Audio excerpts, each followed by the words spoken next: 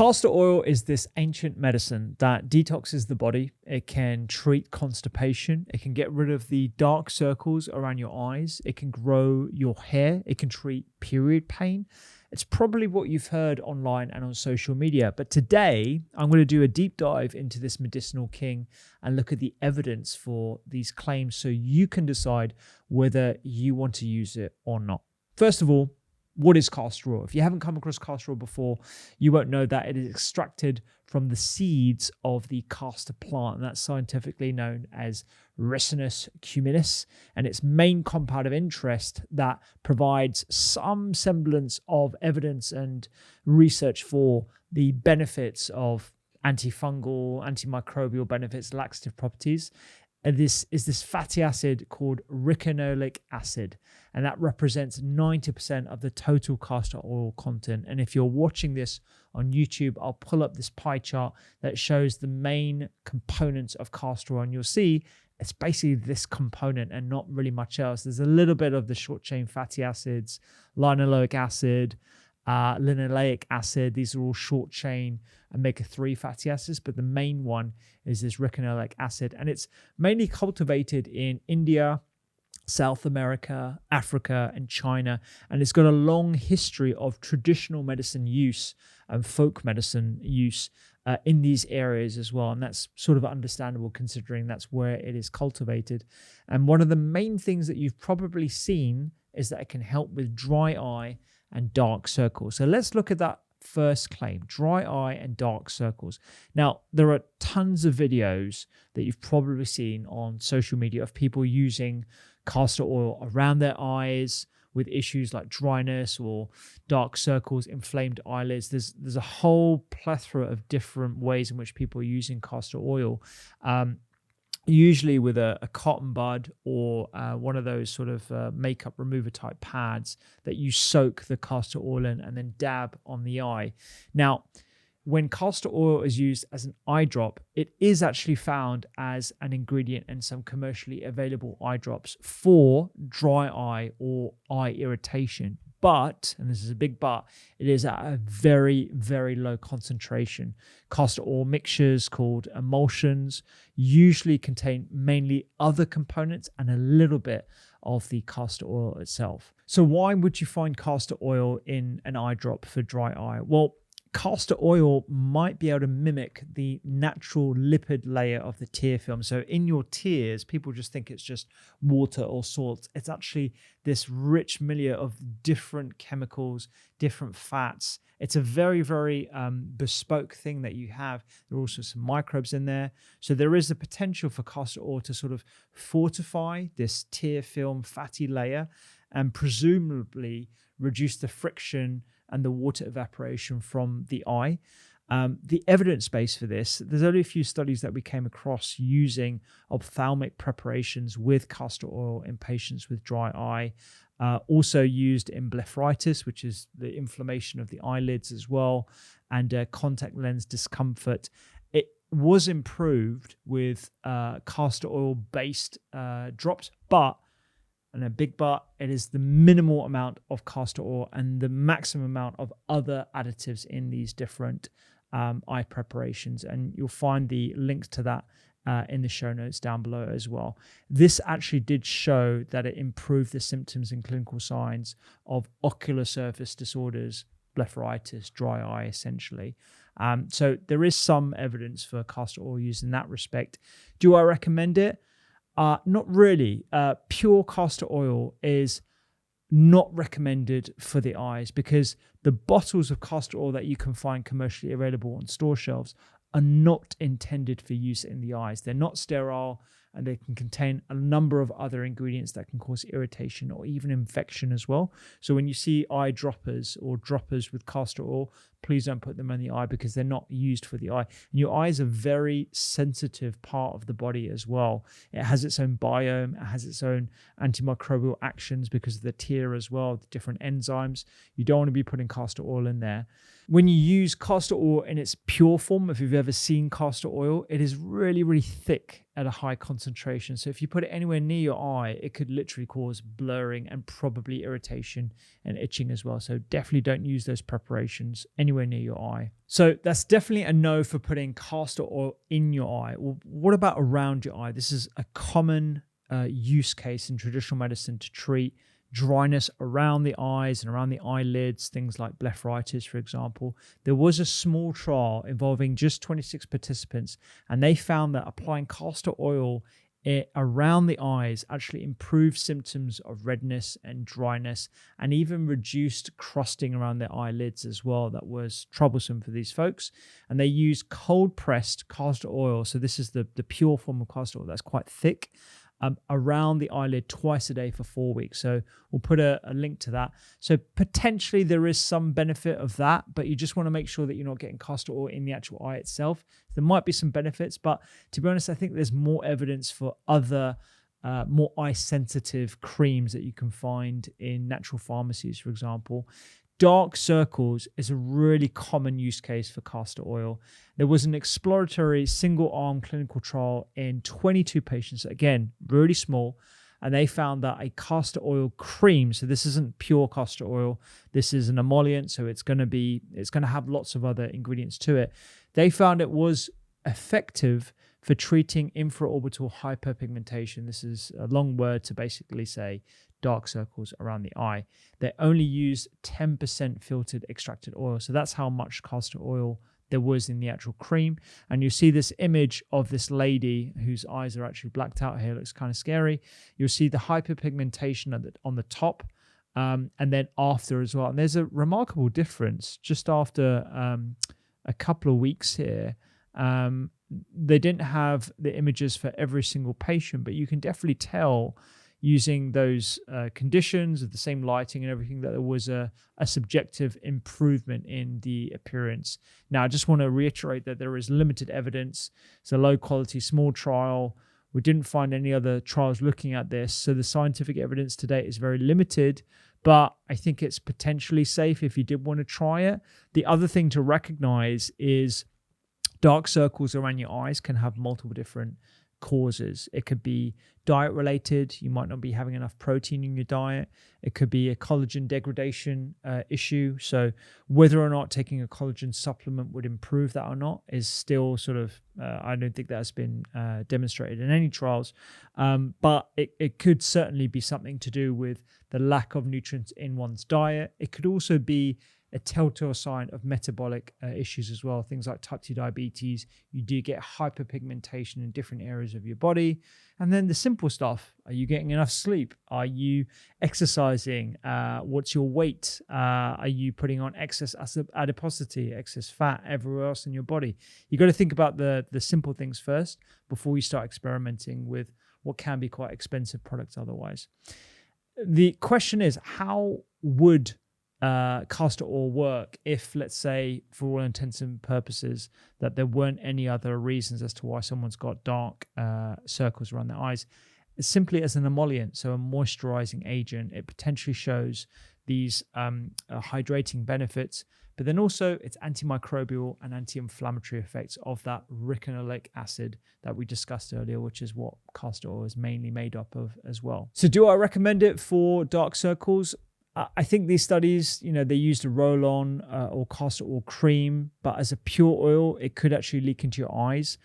So I would say probably not. If you are going to use it, I would use a good quality cold-pressed castor oil and make sure you don't apply it too close to your eyes. And make sure you don't have one with preservatives, dyes, fragrances, alcohol, or other ingredients that you definitely don't want anywhere near your eyes as well. So I think there are better products, but if you want to try that because it's something that your grandma told you that you should do or whatever, I don't think there's anything too much to worry about. A second use case for castor oil is painful periods. We've seen quite a few videos of people applying castor oil on the abdomen or in the belly button for painful periods or pain associated with endometriosis, for example, other women's health complaints. It's used with castor oil packs. So you get these packs online that are soaked with castor oil, and you apply it directly to the skin. I thought it might be something that you ingest, but these videos show people applying it directly to the skin and covering it with a clean, soft cloth with hot water bottle. Apparently the heat sort of activates the castor oil, and you leave it on your abdomen for 30 to 60 minutes. And anecdotally, people think it works really well. Another thing that I've also noticed is that people massage or put the oil in the belly button and then stir it around, for want of a better term. They literally massage it into the belly button. There is absolutely no scientific evidence to date about this practice. I couldn't find any quality human studies looking into this. So it's really hard for me to say whether castor oil applied externally on the skin could be beneficial for pain of any origin, let alone whether it's painful periods or endometriosis, etc.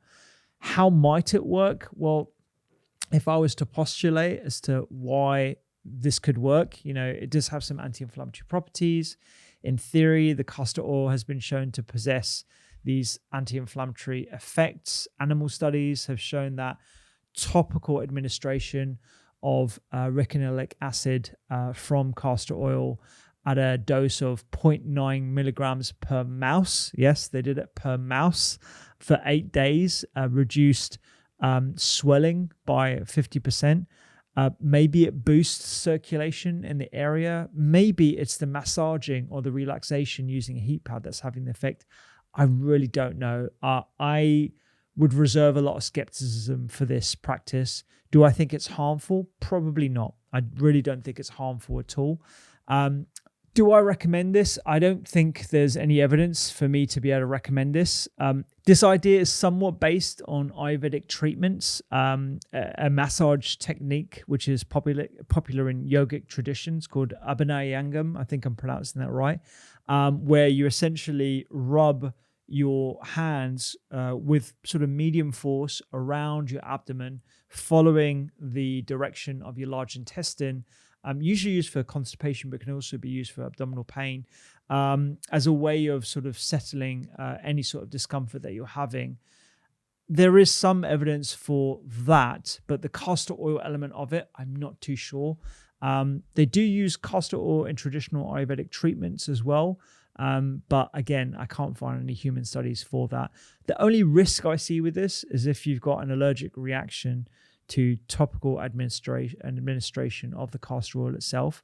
So test it on your skin first if you do want to try this. But apart from that, if you're just applying castor oil with a pack, I really don't think it has many safety issues at all. The heat pad might have an effect. The massage, like I said, might have an effect. I think it's unlikely for the castor oil itself to actually have an effect. But try it. Anecdotally, it works for some people. I don't think there's any harm in trying it. On the subject of Abhyangam, this yogic massage, is actually relevant for constipation, which is the next thing that castor oil is actually used for. There are some abdominal massages, they don't call it Abhyangam, but you can find on the NHS websites different techniques to relieve constipation because you're moving your hands in the direction of your large intestine, and that has been shown to have a laxative-like effect. But for castor oil, the best known role for it is as a laxative. It's even approved FDA approval. So this is one thing that I would say there is evidence for. The most research we saw looked at castor oil used in bowel prep for colon capsule endoscopy. Colon capsule endoscopy is essentially where you swallow a very high piece of technical equipment that takes multiple pictures as it travels down your digestive tract, and it negates the need for you for having a physical telescope that goes down into your digestive tract via the top end or the bottom end. It's sort of a rough idea of like what's going on down there. And this has been used as a laxative for bowel prep before you have that endoscopy procedure. There was a meta-analysis of 6 studies where they had around 500 odd people, and they found that castor oil was significantly better at bowel prep than other methods. So there is some evidence, but not much. How would castor oil help with your bowels? How does it work as a laxative? So in the intestine, lipase breaks down the castor oil. So lipase is a type of enzyme that breaks down fats, lip or lipid being fat, and ase being another word that we typically use to describe enzymes. It breaks down these fats, this recanoic acid, and it's thought to be the component responsible for the laxative effect of castor oil. It triggers the release of prostaglandins, which are these proteins that are anti-inflammatory, and they lead to enhanced intestinal motor activity. So it gets your intestines moving, and it inhibits the resorption of water. So you're going to have more water and electrolytes in your bowels, and then you get the laxative effect. And we've got a lovely diagram. Don't worry, it's not graphic. That will show to the folks watching this on YouTube, that shows what happens when you have the castor oil. You get the lipase activity, it breaks down the fatty acids, and then you get the release of those different components that leads to that laxative effects. The one thing that you've got to be careful of for pregnant ladies is that it may induce labor as well, because of this prostanoid effect, or the effect on prostanoid receptors that are also present on the uterus. You want to be careful about having castor oil if you are constipated and pregnant, which can happen. It definitely can happen. So pregnancy is unfortunately related to constipation issues. You can imagine someone saying, oh, you should take castor oil because castor oil has got this laxative effect, and the pregnant lady takes it, and then it has this effect on the uterus. So just make sure that you are very careful with the laxative choices you have and any medicines that you take when you're pregnant as well.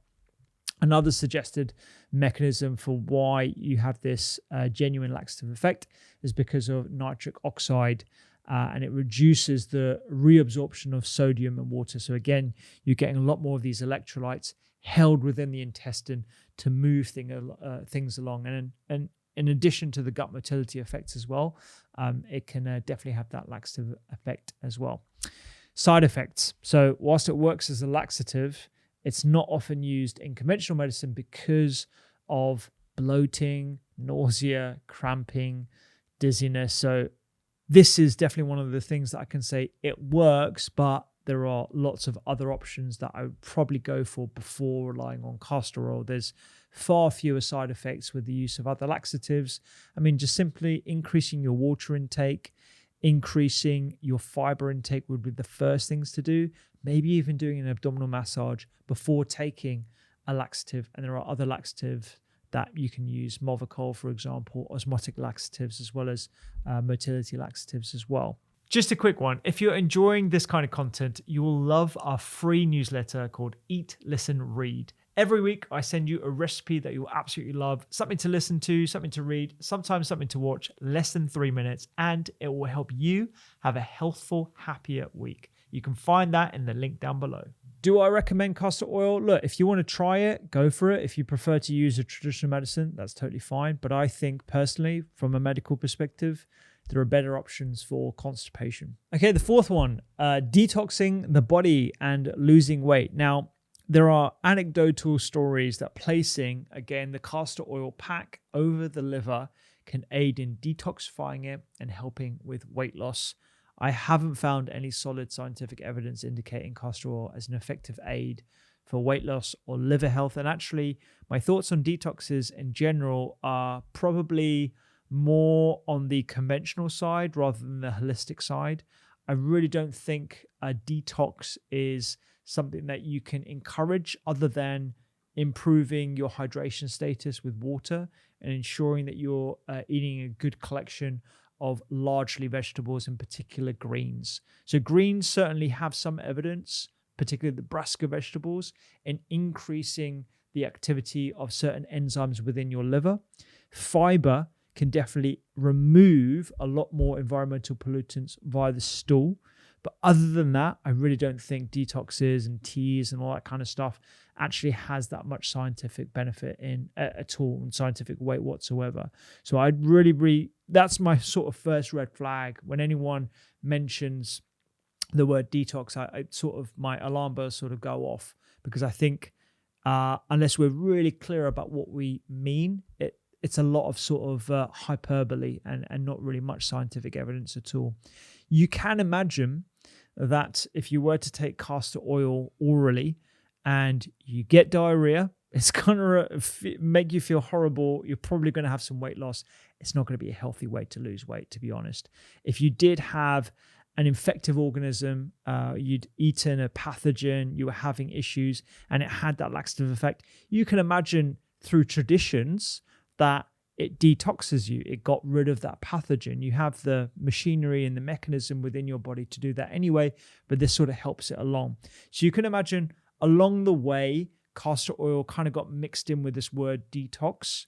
But today, in the modern world with conventional medicine, I don't think it really holds any value for detoxification whatsoever. Just to round off that idea around detoxes, the most research we have on supporting your body's ability to remove toxic substances is basically lifestyle related. So exercise, sleep, because during sleep, you are literally ridding your brain of the metabolic waste products. You want to make sure you're getting adequate sleep, and then drinking plenty of fluids, like I've already mentioned. There is some small evidence for broccoli seed and sprout extract. So there was a study that was done in China where they found that broccoli seed extract that was lightly dehydrated, powdered into a drinkable form. You can also take it in capsules, actually increase the excretion of some environmental pollutants that they measured in the urine. I think those kind of products are probably going to become a lot more popular as we live in ever more polluted environments, particularly in urbanized environments. But outside of that, there isn't really much else.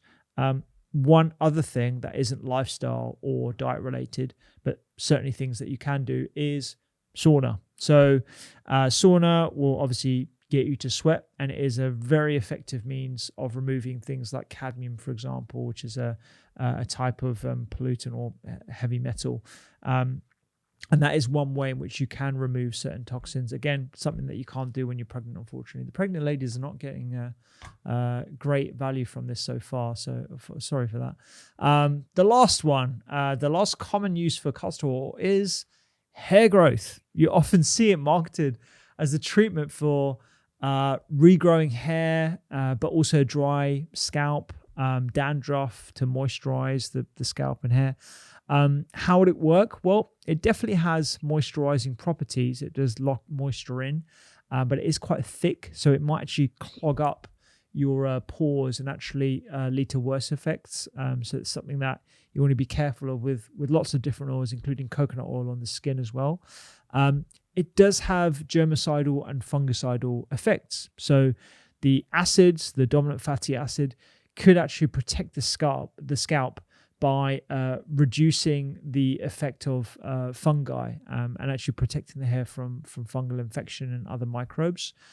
It does have that mild anti-inflammatory effect as well. So the lowering inflammation could potentially affect its ability to help hair regrowth up.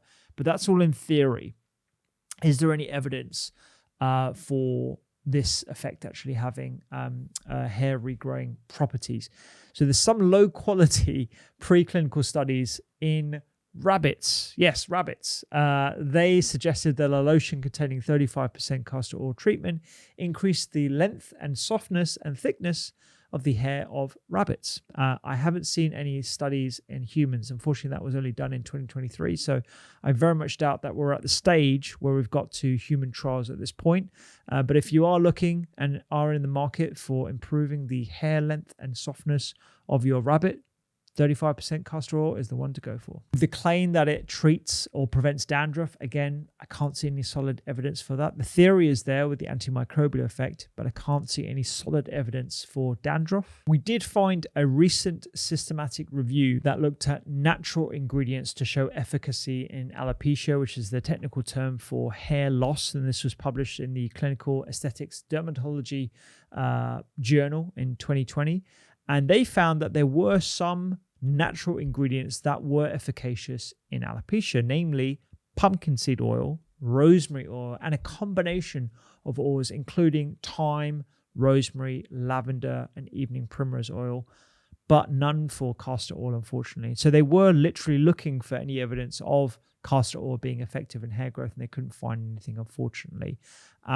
There are other sort of more natural methods of hair growth that do have evidence for, other than those, the rosemary and the thyme oils and stuff. Caffeine shampoo, a very popular German brand, has caffeine in. and that has been shown to improve hair regrowth. You've also got hair transplants. You've got other sort of topical administrations that are chemically derived. So the one that always comes to mind is minoxidil, and this comes in various preparations, 5%, 10%, sprays, creams. So that is effective in around 50% of people with hair loss. So that's something to, I would say, if you are worried about hair loss, these are the things that you should probably be looking at other than castor oil. And that's about it for castor oil. Look, it's been used for centuries as a herbal and folklore medicine. It could be good topically to moisturize for the skin. There might be some evidence that it's good for dark circles around the eyes, but I can't really see much for, certainly not for detox, certainly not for pain. And definitely not for hair growth either. But if you wanted to try it, I think it's generally safe as long as you're not mainlining it into your eye. That's definitely something you should not be doing with castor oil. But there are traditional practices that I think may hold some benefit. And if it brings you closer to your culture and your tradition, whether it's Ayurveda, whether it's Jamaican practices, whether it's Native American, then try it by all means. Just be safe with it, that's all. There are lots of pharmaceutical-based products that I think are probably going to be more efficacious in this respect. But if you want to lean in traditions, just make sure you're doing it in a safe manner and in the knowledge that there isn't too much human trial evidence for. But castor oil is pretty safe. You want to use it. Use it in your skin. Use it topically. Just don't put it in your eyes. Do you think I've done a good job with castor oil? Let me know if there are any studies that you think I've missed or any information that you think you can bring to the table that will prove me wrong. I would love to know how you use castor oil and how it works for you, and whether you've had benefits for period pain or abdominal discomfort, constipation, whatever it might be. Let me know in the comments. I really do want to learn a lot more about these traditional practices and see whether there is future scientific evidence for how they might work. If you love that episode on castor oil, then you will love this episode on chocolate. I do a deep dive on the benefits of chocolate for brain health, heart health, and lots more, diving into the studies, and I think you're going to like it.